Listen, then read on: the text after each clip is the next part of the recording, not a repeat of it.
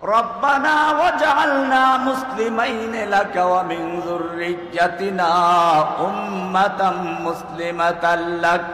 ও রব্বুল আলামিন, আমরা তোমার জন্য মসজিদ তৈরি করলাম, মাদ্রাসা তৈরি করলাম, তুমি কবুলও করে নিলে, কিন্তু আমরা কবুল হলাম না, কোনো লাভ আছে? অনেক কপাল পোড়া আলেম আছে, নিজেরা আলেম হয়ে যেন ঠকে গেছে, সন্তানদেরকে মাদ্রাসায় পড়ায় না, ইংলিশ মিডিয়াম স্কুলে পড়ায়, নটর ডেম কলেজে পড়ায়, আমেরিকা বিশ্ববিদ্যালয়গুলোতে পড়ায়, আর ফখর করে, গৌরব করে। ইব্রাহিম আলাইহিস সালাতু ওয়াস সালাম শিক্ষা দিলেন, ও রব্বুল আলামিন, আমরা তোমার জন্য ঘর নির্মাণ করেছি, তোমার জন্য মসজিদ নির্মাণ করেছি, তুমি মসজিদ কবুলও করে নিলা, ঠিক আছে, কিন্তু আমরা যদি কবুল না হই কোনো লাভ নেই। রব্বানা ওয়াজআলনা মুসলিমাইন লাকা ওয়া মিন যুররিয়্যাতিনা উম্মাতাম মুসলিমাতাল লাক। আমাদের দুজনকে মেহেরবানি করে সব সময়ের জন্য তুমি তোমার আনুগত্যশীল বান্দা হিসেবে কবুল করে নাও। ওয়া মিন যুররিয়্যাতিনা, এবং আমাদের প্রজন্ম থেকে প্রজন্ম, ভবিষ্যৎ অনাগত সন্তানদেরকেও তুমি কবুল করে নাও। 2 নম্বর দোয়া শেষ। এইবারে 3 নম্বর দোয়া হচ্ছে আসল দোয়া। রব্বুল আলামিন, মসজিদ তৈরি করলাম, মাদ্রাসা তৈরি করলাম, কিন্তু মাদ্রাসার শিক্ষক নাই, ভালো টিচার নাই, মসজিদের ইমাম নাই, কোনো লাভ আছে? এবারে 3 নম্বর দোয়া করলেন, রব্বানা ওয়াবআস ফীহিম রাসূলাম মিনহুম ইয়াতলু আলাইহিম আয়াতিক। ও রব্বুল আলামিন, আমরা তোমার জন্য মসজিদ তৈরি করেছি, মাদ্রাসা তৈরি করেছি, এই মসজিদের জন্য একজন ইমাম পাঠাও তোমার পক্ষ থেকে। ওয়াবআস ফীহিম, আমার সন্তানদের মধ্যে একজন রাসূল পাঠাও, মিনহুম, এই সন্তানদের মধ্য থেকেই। সন্তানদের, আমাদের সমাজে অনেক লোক আছে যারা আশিকে রাসূল দাবি করে, আছেন এরকম? নিজেদেরকে সুন্নি দাবি করে, রাসূলের এত আশিক, রবিউল আউয়াল মাস এলে পরে মিষ্টির দোকান সব খালি করে ফেলে, ঠিক কিনা? কিন্তু যখন আল্লাহকে এবং রাসূলকে নিয়ে কটূক্তি করা হয়, আল্লাহ এবং রাসূলকে নিয়ে অবমাননা করা হয়, এই সুন্নিদের তখন খুঁজে পাওয়া যায় না। তখন ময়দানে এসে বুকের তাজা রক্ত ঢেলে দেয় ওই মাদ্রাসার ছাত্ররা আর স্কুল কলেজের সেই যুবকেরা, যারা কোনোদিন নিজেকে আশিক রাসূল দাবি করে নাই, কাজে পরিণত করে দেখাইয়ে দেয়। এক লোক স্বপ্নে দেখলো, মনে মনে ভাবছিল যে সাহাবীদের যুগে যদি আমি হতাম, তাহলে আমিও ওরকম সাহাবীদের মতো কাজ করে দেখাতাম। রাতের বেলায় স্বপ্নে দেখে আল্লাহর রাসূল একটা গাড়িতে আসছেন, খুব দ্রুতগামী গাড়ি, সামনে রাস্তাটা ভাঙ্গা, গাড়ির যে গতি, গাড়ি উল্টে রাসূল সাল্লাল্লাহু আলাইহি সাল্লাম শেষ হয়ে যাবে। এই লোক তখন আল্লাহর রাসূলকে যেহেতু ভালোবাসে, রাসূলকে বাঁচাবার জন্য পাগল হয়ে গেল, কলা গাছ তালাশ করতে লাগলো। গাড়ি একেবারে দ্রুত এসে কাছে চলে আসছে, হঠাৎ দেখলো 2 জন সাহাবী এসে শুয়ে পড়েছে, গাড়ি তাদের উপর দিয়ে চলে গেছে, লোক দুটো মরে গেছে, আল্লাহর রাসূল অক্ষত রয়েছেন। লোকটার ঘুম ভেঙে গেল, বুঝতে পারলো আমিও আল্লাহর রাসূলকে ভালোবাসি, আর ওই সাহাবায়ে কেরামরাও ভালোবাসেন, পার্থক্য হচ্ছে এই, আমি ভালোবাসি নিজেকে বাঁচিয়ে কলা গাছ তালাশ করে, আর সাহাবীরা ভালোবাসে নিজের জীবন দিয়ে। এই যুগেও তার প্রমাণ আছে। আমাদের সুন্নি ভাইদেরকে বলি, তোমরা আশিকে রাসূল দাবি করো, নিশ্চয়ই তোমাদের মধ্যে ভালোবাসা আছে, আমরা অস্বীকার করি না। রাসূলকে অবশ্যই তোমরা ভালোবাসো, কিন্তু জেনে রাখো, তোমরা যাদেরকে ওয়াহাবি বলো, তোমরা যাদেরকে গুস্তাখে রাসূল বলো, সেই যুবকেরা যখন দেখলো 13 সালে, শুধু 13 সালেই নয়, এই দেশের মুসলমানদের ঈমান আকীদা নষ্ট করার জন্য, ঈমান আকীদা ধ্বংস করার জন্য একদিকে কাফের মুশরিক ইহুদি খ্রিস্টানরা মুসলমানদেরকে বোমা হামলা করে ধ্বংস করছে, ফিলিস্তিনি মুসলমানদেরকে যুগ যুগ ধরে হত্যা করা হচ্ছে, কাশ্মীরি মুসলিমদেরকে পাখির মতো গুলি করে হত্যা করা হচ্ছে, আরাকানি মুসলিমদেরকে বের করে দেওয়া হয়েছে, উইঘুর মুসলিমদেরকে উন্মুক্ত কারাগারে বন্দী করা হয়েছে। বাংলাদেশের তাওহীদি জনতার ভিতর থেকে ঈমানকে ধ্বংস করার জন্য সর্বপ্রথম ছায়ানট, উদীচী এরকম অসংখ্য অপসংস্কৃতির মাধ্যমে বাংলাদেশের ইসলামী তাহজিব তামাদ্দুনকে ধ্বংস করার চক্রান্ত করা হয়েছে। কিন্তু তাতেও যখন কাজ হলো না, এরপরে দেশের বড় বড় ওলামায়ে কেরামদেরকে গ্রেফতার করা শুরু করা হলো। আল্লামা আজিজুল হক সাহেবকে গ্রেফতার করা হয়েছিল। এই ব্রাহ্মণবাড়িয়ার সিংহপুরুষ, আমার লালবাগ মাদ্রাসার উস্তাদ, আমি লালবাগের ছাত্র, আমি সাইফুল হাদিসের ছাত্র, আমিনী সাহেবের ছাত্র, হাফিজ জিহুদুর রহমাতুল্লাহ আলাইহির ছাত্র, আমি জামিয়া রহমানিয়ার ছাত্র, দেওবন্দের ছাত্র। আমাকে নিয়ে অনেকের অনেক প্রশ্ন আছে, একটু উদার মনা, আমি এটা পরিষ্কার বলে দেই। আমি দেখেছি ইসলামের দুশ্মনেরা মুসলিমদেরকে হত্যা করার ক্ষেত্রে তারা দেখে না কোন দল করে, তারা দেখে মুসলমান কিনা। ভারতে যখন আমি পড়াশোনা করেছি তখনও স্লোগান ছিল, হিন্দু হিন্দি হিন্দুস্তান জবন ভেজো পাকিস্তান, गो हमारी माता है तुम उसको खाता है, तुमको चाहिए कब्रिस्तान या भेजेंगे पाकिस्तान। এই স্লোগান দিয়ে হিন্দুরা মুসলমানদেরকে হত্যা করতে লাগলো। কে সুন্নি, কে ওয়াহাবি, কে বেদাতি তারা দেখছে না, তারা দেখছে যে মুসলমান কিনা। মারনে ওয়ালা দেখতা নেই মরনে ওয়ালা কোন হয়। সেই ভারত থেকেই আমার একটা চেতনা তৈরি হয়েছিল যে মুসলিমদের মধ্যে যে সকল গ্রুপগুলো মোটামুটি আকীদা সহি, তাদেরকে পক্ষে রেখে কাজ করা। সে কারণে আমি স্পষ্ট বলি, হানাফি, শাফি, হাম্বলি, মালিকি এই মাযহাব যারা অনুসরণ করে, আমি তাদেরকে যেমন আহলুস সুন্নাহ ওয়াল জামার অন্তর্ভুক্ত মনে করি, ঠিক তেমনি ভাবে যারা সালাফি মানহাজকে অনুসরণ করেন তাদেরকেও আমি আহলুস সুন্নাহর অন্তর্ভুক্ত মনে করি। তবে মনে রাখবেন, বাংলাদেশের কোন আহলুল হাদিস সংগঠনের সঙ্গে আমার কোনো সম্পর্ক ছিল না, এখনো নাই। বরং আমার বক্তব্য শুনুন, আমি মনে করি, ভালো করে শুনুন, মাযহাবীদের মধ্যে সুন্নি বিদআতীদের যে অবস্থান, সালাফিদের মধ্যে বাংলাদেশের আহলে হাদিসদের সেই অবস্থান।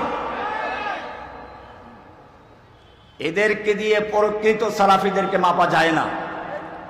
আমি আরব দেশের বড় বড় ওলামায়ে কেরামদের সঙ্গে মিশেছি, তারা ইমামে আবু হানিফা রাহমাতুল্লাহর নাম নিজে শ্রদ্ধার সঙ্গে বলে ইমামুল আজম আবু হানিফা রাহিমাহুল্লাহ, ইমাম শাফি রাহিমাহুল্লাহ, ইমাম মালিক রাহিমাহুল্লাহ, ইমাম আহলিস সুন্নাহ ইমাম আহমদ বিন হাম্বল রাহিমাহুল্লাহ। প্রত্যেকটা নামের সঙ্গে তার রাহমাতুল্লাহ আলাইহি যোগ করে।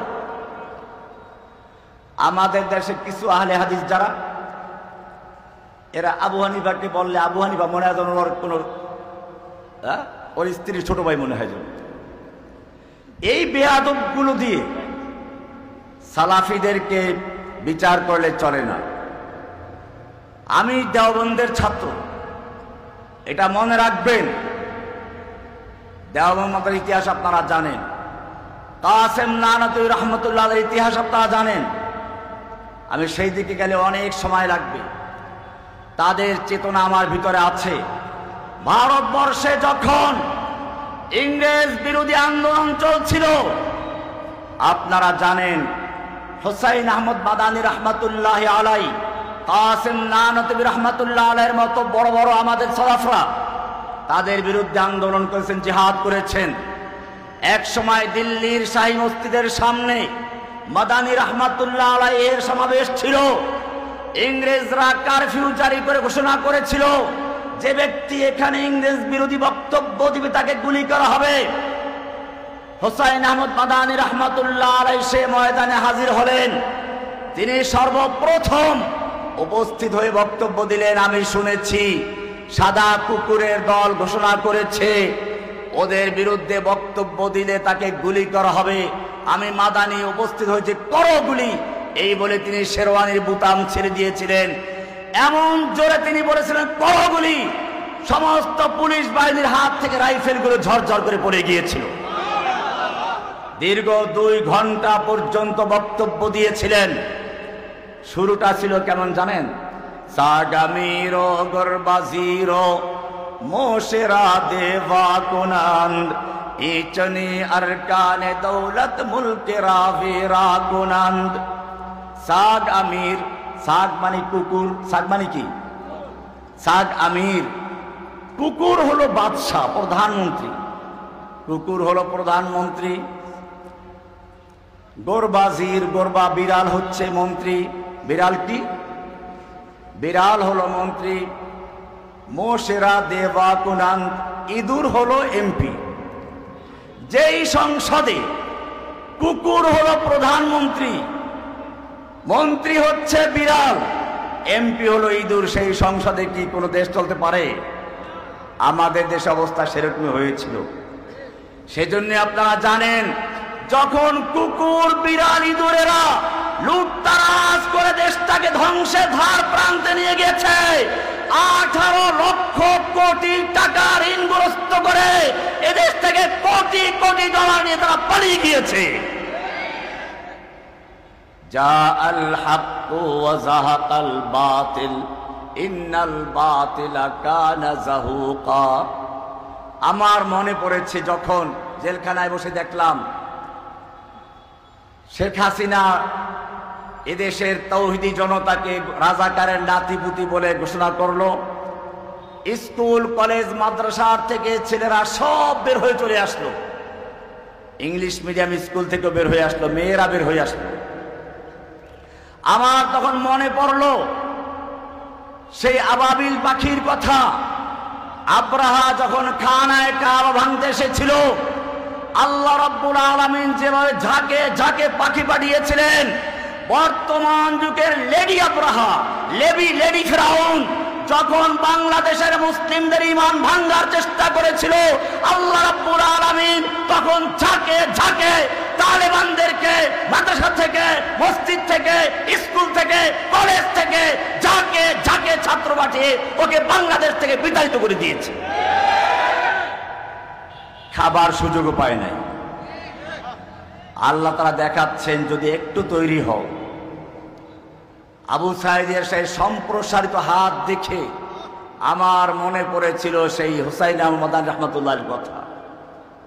ভাইয়েরা আমার, বলছিলাম আমরা সেই আসলাফদের সন্তান।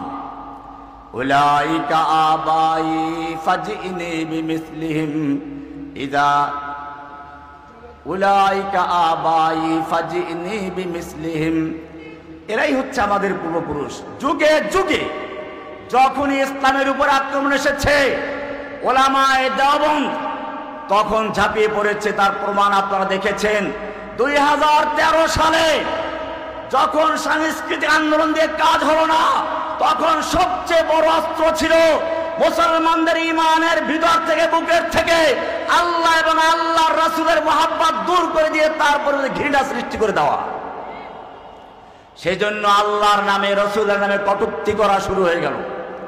ব্লগার তৈরি করলো, গণজাগরণ মঞ্চ তৈরি করলো। তখন দেশের তাওহীদি জনতা হেফাজতের নেতৃত্বে মাঠে ঝাঁপিয়ে পড়লো, তাদের উপরে গুলি চালালো, বুক ঝাঁঝরা করে দিল। মুসলমানকে মনে রাখতে হবে, আমি তখন বলেছিলাম যদি এইভাবে আন্দোলন করা হয় তাহলে কাজ হবে না। সোজা আঙ্গুলে ঘি উঠবে না, একটা ঔষধ এখানে আছে। ক্যান্সার হয়ে গেলে মলম দিলে চলবে? ক্যান্সার হয়ে গেলে অ্যান্টিবায়োটিক দিলে চলবে? ক্যান্সার যদি হয়ে যায় কোনো অঙ্গে, তখন ওটাকে অপারেশন করে ফেলে দিতে হয়। ঠিক তেমনি ভাবে বাংলাদেশের বুকে কিছু ক্যান্সার তৈরি হয়েছিল। আমি তখন প্রধানমন্ত্রীকে বলেছিলাম, আপনার বাবাকে গালি দিলে আপনি আইন করেছেন 14 বছর জেল থাকবে, দ্বিতীয়বার করলে যাবজ্জীবন সাজা। আপনার বাবার কাছে আপনার মূল্য থাকবে, এটাই স্বাভাবিক। কিন্তু জেনে রাখুন, আপনার কাছে আপনার বাবার মূল্য যতটুকু, আপনার কাছে আপনার বাবার শ্রদ্ধা যতটুকু, একজন তাওহীদি জনতার কাছে আল্লাহ এবং আল্লাহর রাসূলের ভালোবাসা তার চেয়ে লক্ষ কোটি গুণে বেশি। আপনার বাবাকে যদি গালি দেওয়া হয় তার আইন থাকতে পারে, আমার রাসূলকে গালি দিলে আইন নেই।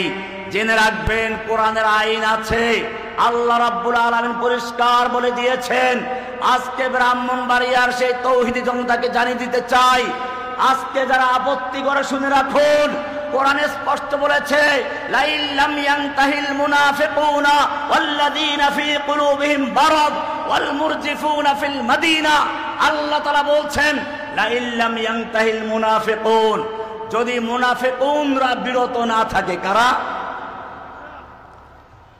মুনাফিকরা। ওয়াল্লাযীনা ফী কুলুবিহিম মারাদ, এবং যাদের অন্তরে রোগ আছে। রোগ, এটা কিসের রোগ? নিফাকের রোগ তো আগে আলোচনা করা হয়েছে, এটা আবার কোন রোগ? এটা কোরআনে আর এক আয়াতে বলা আছে, কাদ বাদাতিল বাগদাউ মিন আফওয়াহিহিম ওয়া মা তুখফিস সুদূর আকবার।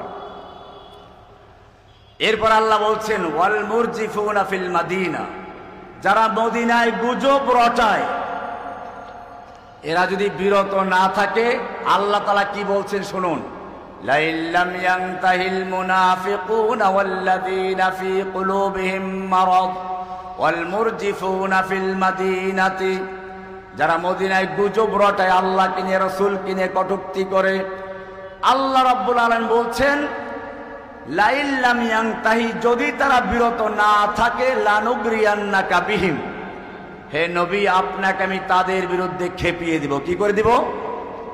উত্তেজিত করে দিব, খেপিয়ে দিব। কে বলছেন? সুম্মা লা ইউজাবিরুনাকা ফিহা ইল্লা কালিলা, এরপরে তারা আর এই মদিনা শহরে বেশি দিন থাকতে পারবে না। আইনামা সুকিফু মালউনিন, যে কয়দিন থাকবে সেই কয়দিনও থাকবে অভিশপ্ত হয়ে। কথা বলতে দেয় নাই, মাইক ছিনিয়ে নিয়েছে, মাইক বন্ধ করে দিয়েছে, সিরাত মাহফিল বন্ধ করেছে, তাফসীর মাহফিল বন্ধ করেছে। আল্লাহ রাব্বুল আলামিন ওর কথা বলার অধিকার কেড়ে নিয়েছেন, ওর কথা বন্ধ করে দিয়েছেন।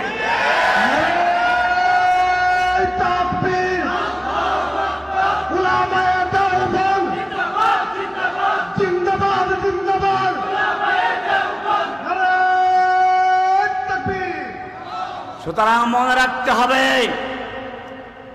যে আল্লাহ রাব্বুল আলামিন ইব্রাহিমের জন্য আগুনকে গুলবাগিচা করে দিয়েছিলেন, সে আল্লাহ এখনো জীবিত আছেন।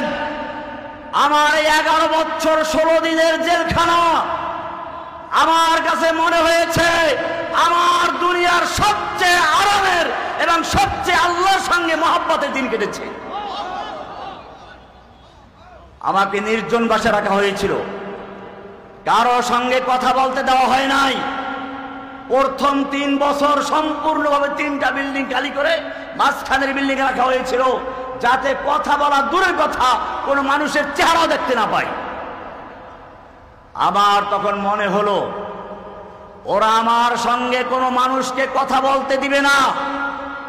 ইমাম আহমদ ইবনে হাম্বল রাহমাতুল্লাহ আলাইহি জেল থেকে বলেছিলেন, আল কুরআনু কালামুল্লাহ গায়রু মাখলুকিন। এই কথা মনে পড়ার সঙ্গে সঙ্গে আমি বুঝলাম, ওহো, আমি তো কথা বলার লোক পেয়ে গেছি। দুনিয়ার মানুষের সঙ্গে নয়, আল্লাহর কালাম পড়লে সরাসরি আল্লাহর সঙ্গে কথা বলা হয়। আমি আল্লাহর কোরআন পড়তে শুরু করেছি। যারা জেলখানায় ছিল তারা জানে একা, যেহেতু একা 3 বিল্ডিং খালি আমার জন্য, জোরে জোরে কোরআন পড়তাম, দূরের থেকে শোনা যেত, অনেক আনন্দ পেতাম। আমার কাছে মনে হচ্ছে এখন ইব্রাহিম আলাইহিস সালামের জন্য যেরকম ভাবে জেল আগুনকে গুলবাগিচা করে দেওয়া হয়েছিল, যারা বর্তমানেও কারাগারে যায় আল্লাহ রাব্বুল আলামিনকে সত্যিকার অর্থে ভালোবাসে, কারাগারগুলো তাদের জন্য বর্তমানেও জান্নাতের বাগিচা হয়ে যায়। এই জন্য তাদের কোনো আফসোস থাকে না। আফসোস করে কারা? আপনারা দেখেছেন শাতেমে রাসূল, আল্লাহর নবীর দুশমনদেরকে যারা হত্যা করেছে, আদালত যখন তাদের ফাঁসির রায় দিল, তারা কি বেজার ছিল না খুশি ছিল? হাসি মুখে তারা কোর্ট প্রাঙ্গণ ত্যাগ করেছে। এখনো জেলখানা তারা হাসি খুশি আছে।